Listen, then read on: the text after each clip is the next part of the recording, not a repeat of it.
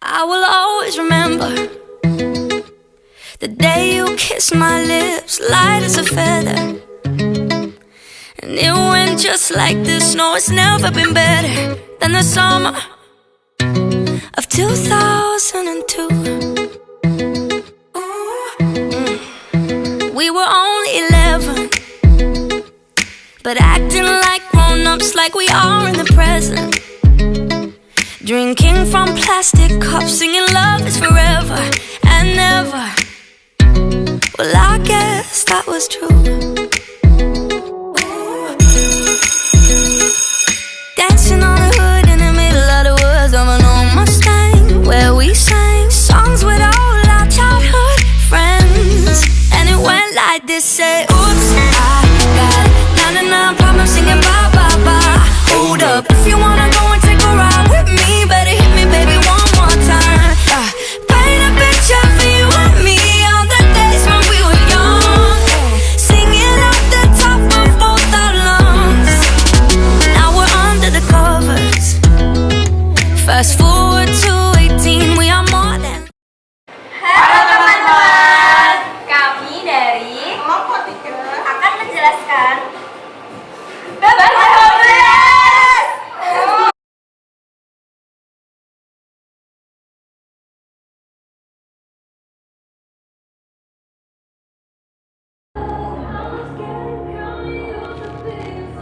Halo teman-teman, pertama-tama saya di sini akan menjelaskan tentang gimana sih cara seseorang untuk menjadi kaya. Jadi untuk menjadi kaya itu kita nggak lepas bantuan dari Allah Subhanahu Wa Taala ya. Itu dari sisi religius. Sekarang kita dari sisi usaha-usahanya. Apa sih yang harus kita lakukan? Jadi pertama-tama kita harus mempunyai ide dari diri kita sendiri yang mencerminkan bahwa itu adalah kita gitu loh. Jadi kita punya ciri khas dari diri kita sendiri dengan ide tersebut. Kemudian selanjutnya kita memiliki kemampuan untuk mengembangkan ide tersebut. Jadi percuma kalau kita punya ide tapi kita tidak bisa mengembangkan ide kita tersebut. Selanjutnya setelah kita bisa mengembangkan ide tersebut, kita juga memerlukan relasi. Relasi itu sangat penting, nggak lepas dari sebuah relasi. Relasi yang banyak itu sangat berpengaruh kepada bisnis atau usaha yang akan kita jalankan. Dengan banyaknya relasi yang kita miliki, kita akan semakin mudah dalam mengelola bisnis atau mengembangkan bisnis yang kita miliki. Nah, setelah kita dapat mengembangkan bisnis yang kita miliki, jangan mudah merasa puas dengan apa yang telah kita miliki. Jadi kita harus tetap berikhtiar, kita harus tetap berdoa, kita harus bisa memanajemen apa yang telah kita miliki. Seperti kata pepatah, hemat pangkal kaya, ya kan? Pasti kalian udah gak asing dengan pepatah ini. Nah, jadi sebisa mungkin kita itu jangan merasa puas dengan apa yang kita miliki sekarang. Kita harus tetap bersemangat, kita harus tetap hemat, kita nggak boleh foya-foya seenak-enaknya. Bisa aja nanti setelah kita punya uang, kita kaya, terus kita foya-foya, malah kita gagal untuk menjadi kaya lagi gitu loh. Jadi sebisa mungkin kalau kita udah mencapai atas, sebisa mungkin kita itu tetap bisa mengelola apa yang kita miliki dan jangan lupakan yang di atas yang udah membantu kita, seperti itu.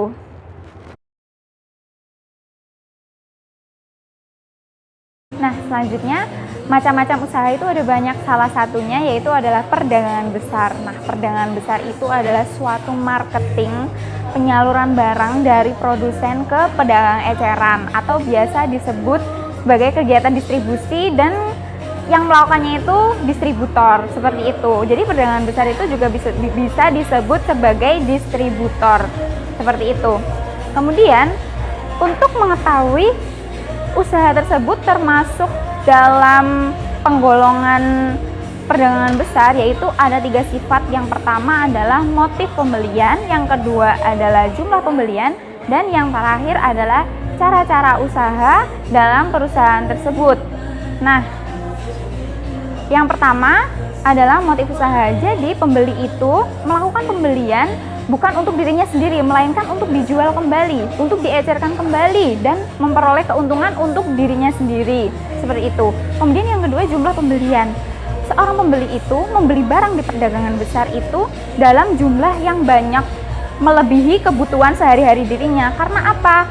Seperti motif pembelian tadi, dia membeli bukan untuk dirinya sendiri, melainkan untuk dijual kembali, memperoleh keuntungan.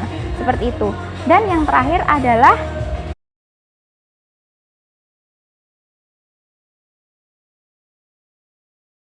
untuk mengetahui gimana sih usaha-usaha itu kok bisa dikatakan sebagai dia itu perdagangan besar itu gimana ya. Nah, itu ada 3 sifat. Yang pertama yaitu motif pembelian, yang kedua jumlah pembelian, dan yang ketiga adalah cara-cara usaha dari perusahaan tersebut. Nah, motif pembeliannya itu, jadi seorang pembeli membeli barang di perdagangan besar itu bukan untuk dirinya sendiri, melainkan untuk dijual kembali atau dia ecerkan kembali demi memperoleh keuntungan bagi dirinya sendiri. Jadi dia membeli bukan untuk dirinya sendiri. Kemudian yang kedua, jumlah pembelian. Jumlah pembelian yang dilakukan itu banyak sekali, bukan untuk konsumsi pribadinya dia. Jadi dia membeli barang dalam jumlah yang besar seperti itu. Dan dia dalam jumlah pembelian ini kita itu mengenal ada 3 konsumen, yaitu yang pertama ada commercial consumers, industrial consumers, dan governmental consumers. Yang terakhir yaitu adalah cara-cara usaha dalam menjalankan perusahaan tersebut. Jadi perdagangan besar itu selalu, yang pertama nih, selalu memiliki transaksi yang besar sekali, melebihi transaksi dalam pembelian kebutuhan sehari-hari, seperti itu. Kemudian yang kedua, perdagangan besar itu termasuk perdagangan yang diskriminatif. Maksudnya diskriminatif di sini itu jadi dia nggak melayani semua pelanggan, dia itu melayani pelanggan yang membeli dalam jumlah besar. Jadi dia melayani pengecer-pengecer, tidak melayani konsumen yang membeli barang dengan jumlah yang sedikit.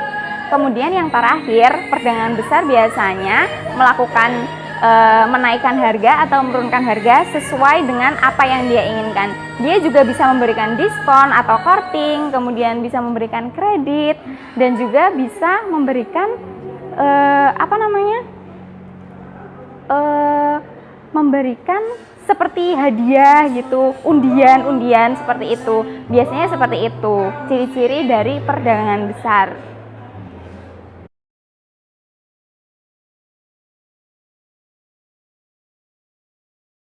Nah, sekarang kita akan membahas tentang penggolongan grosir. Jadi grosir itu digolongkan menjadi 5 macam. Yang pertama adalah grosir berdasarkan fungsi terbatas. Yang kedua yaitu pengumpul hasil pertanian. Yang ketiga berdasarkan barang yang diperjualbelikan. Yang keempat menurut lapangannya. Dan yang kelima menurut lokasi atau menurut tempat dilayaninya perdagangan tersebut.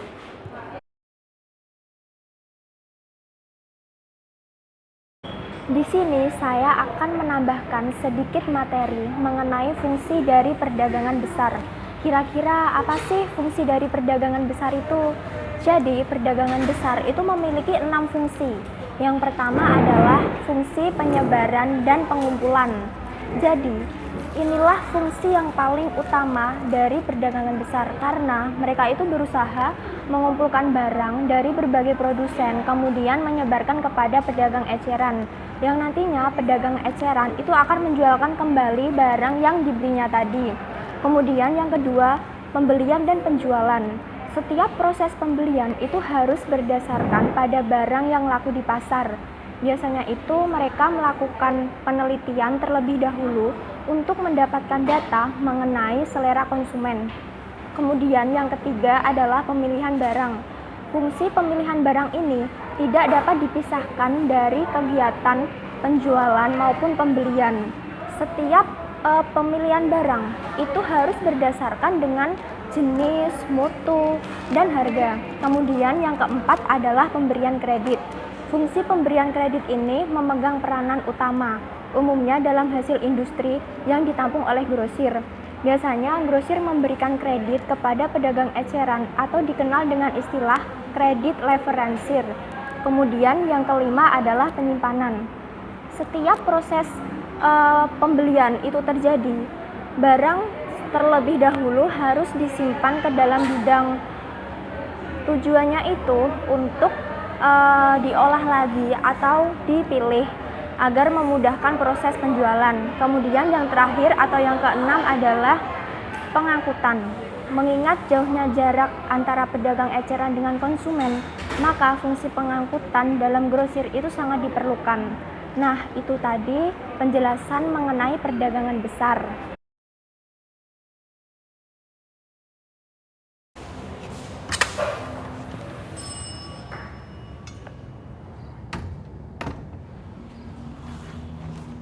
Nah, selanjutnya saya akan menjelaskan mengenai perdagangan eceran. Jadi, perdagangan eceran itu dapat didefinisikan sebagai suatu kegiatan yang menjual barang dan jasa kepada konsumen akhir. Perdagangan eceran merupakan mata rantai terakhir dalam penyaluran barang dari produsen kepada konsumen.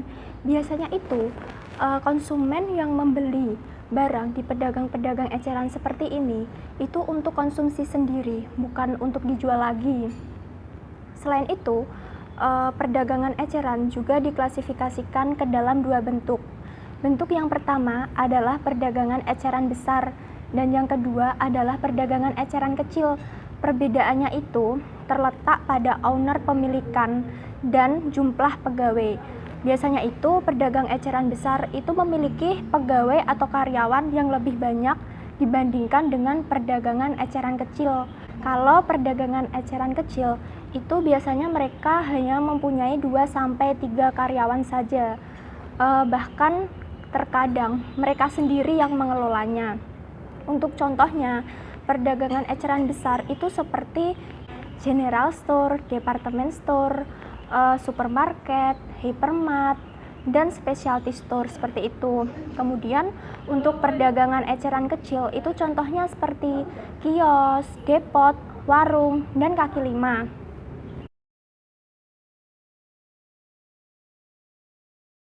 Kalian tahu nggak sih kenapa sering terjadi persaingan di berbagai jenis toko eceran? Baiklah, saya jelaskan. Jadi, penyebabnya adalah karena diizinkannya retail modern atau retail asing beroperasi, yang menyebabkan retail kecil atau retail tradisional menjadi kurang diminati oleh konsumen. Maka dari itu, persaingan perdagangan di tingkat perdagangan eceran itu menjadi semakin ketat. Dengan kehadiran retail modern atau retail asing ini beroperasi, itu membuat masyarakat atau konsumen merasa mereka itu semakin mempunyai lebih banyak tempat untuk berbelanja, yang mengakibatkan tingkat loyalitas pada satu toko retail itu menjadi sangat kecil. Selanjutnya, saya akan menjelaskan tentang pedagang eceran. Jadi, pedagang eceran ini memiliki kelebihan dan sebuah kekurangan.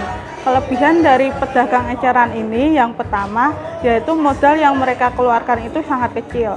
Yang kedua, yaitu laba. Jadi, mereka itu walaupun modal yang dikeluarkan itu kecil, tetapi mereka berusaha untuk mendapatkan laba. Walaupun laba yang mereka hasilkan itu sedikit. Yang ketiga, mereka itu mudah ditemui. Jadi mereka itu bertempat di tempat-tempat keramaian atau tempat yang terdapat aktivitas kegiatan masyarakatnya, baik di sekolah, kantor, ataupun yang lain-lainnya. Dan kelebihan yang terakhir yaitu mereka bisa menawar harga. Jadi pembeli itu boleh menawar harga sesuai yang mereka inginkan.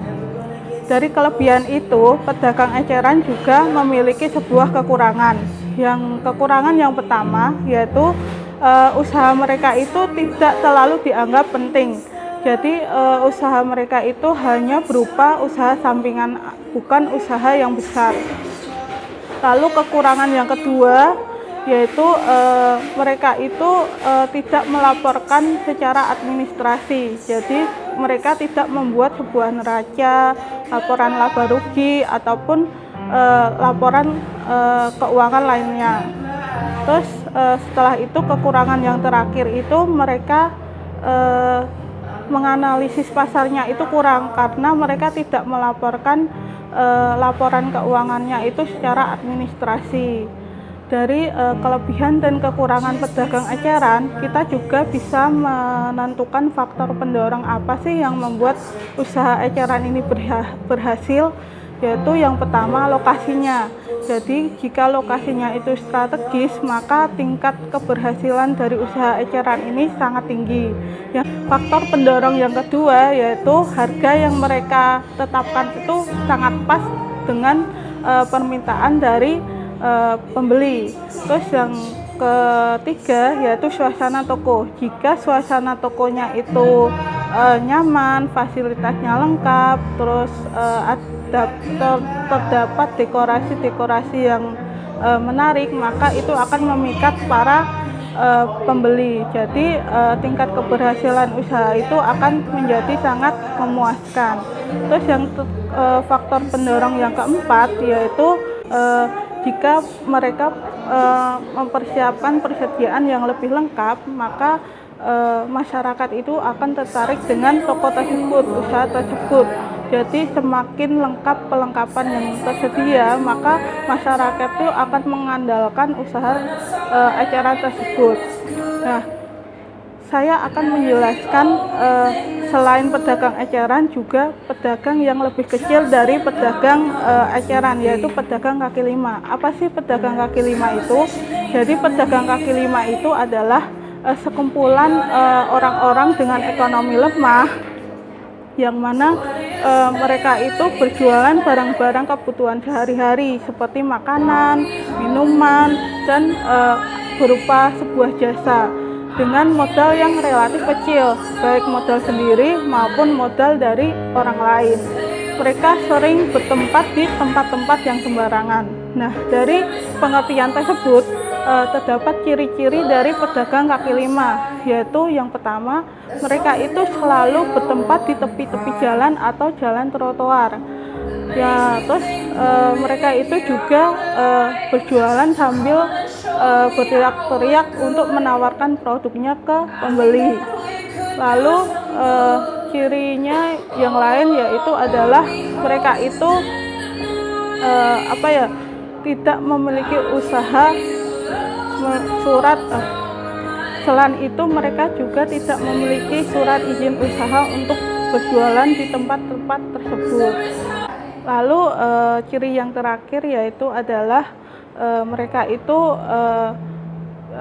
biasanya berpindah tempat dari tempat yang satu ke tempat yang lain, dan jam kerjanya itu tidak teratur, bisa berubah-ubah dari jam 7 pagi buka, terkadang bisa buka jam 8, terus terkadang tutupnya jam 9, terkadang juga tutupnya bisa jam 10 gitu.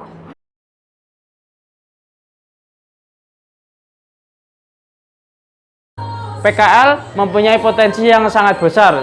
Contohnya sebagai berikut. Yang pertama, PKL tidak dapat dipisahkan dari unsur budaya dan eksistensinya tidak dapat dijatuhkan. Yang kedua, PKL berpotensi sebagai objek pariwisata. Yang ketiga, PKL sebagai penghias kota jika dikelola dengan baik. Contoh konsep PKL yang ramah lingkungan, misalnya wisata Galabu. Pemerintah memberikan tempat atau ruang untuk PKL untuk berjualan dan memberikan fasilitas berupa pengamanan dan kebersihan lingkungan.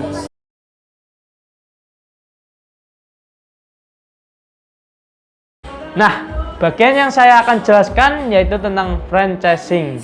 Franchising itu sendiri adalah suatu bentuk kerjasama antara franchisor dengan franchisee melalui suatu kontrak atau perjanjian yang telah disepakati bersama dalam waktu tertentu. Nah, franchisor sendiri itu adalah suatu badan usaha atau perorangan yang memberikan hak untuk memanfaatkan atau menggunakan suatu kekayaan intelektual atau ciri khas dari usahanya tersebut. Nah, selanjutnya adalah franchisee. Franchisee itu sendiri adalah suatu bentuk badan usaha atau perorangan yang diberikan hak untuk memanfaatkan atau menggunakan suatu kekayaan intelektual atau ciri khas dari usaha yang dikelola oleh franchisor.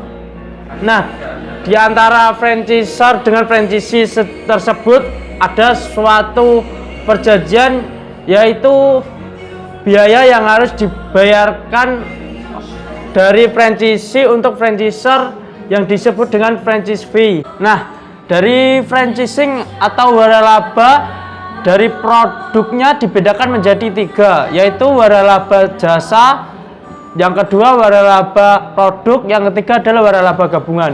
Waralaba jasa adalah waralaba yang menawarkan jasa, contohnya yaitu cuci sepatu, terus laundry. Yang kedua itu waralaba produk. Waralaba produk adalah waralaba yang menawarkan produk, contohnya makanan atau minuman. Yang KFC, McD itu termasuk contoh dari waralaba produk. Nah, yang ketiga yaitu waralaba gabungan. Waralaba gabungan adalah waralaba yang menawarkan jasa dan produk. Contohnya seperti klinik kecantikan, yaitu menawarkan facial, perawatan kulit, dan menjual produknya.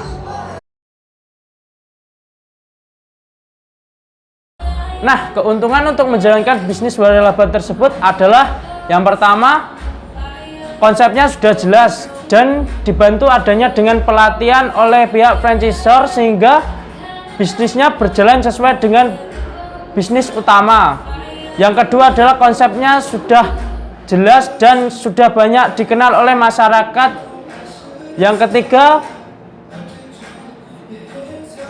bisnis berjalan sesuai dengan sistem. Yang keempat yaitu jika ada suatu kendala di lapangan, pihak franchisee bisa bertanya atau berkonsultasi terhadap pihak franchisor.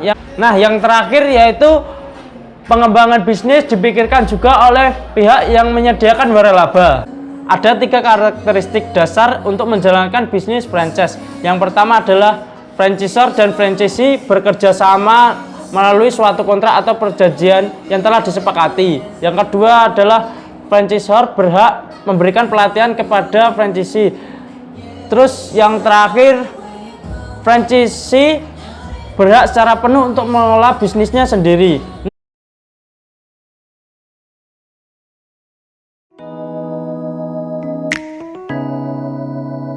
편히 섰던 것도 잘못인가요? 나 차가운 도시의 따뜻한 여잔데 그냥 좋아한단 말도 안 되는가요? 솔직하게 난 말하고 싶어요. 사라져 아니 사라지지 마. 내 맘을 보여줘 아니 보여주지 마. 하루 종일 머릿속에 네 미소만. 우리 그냥 한번 만나볼래요? 나 오늘부터 너랑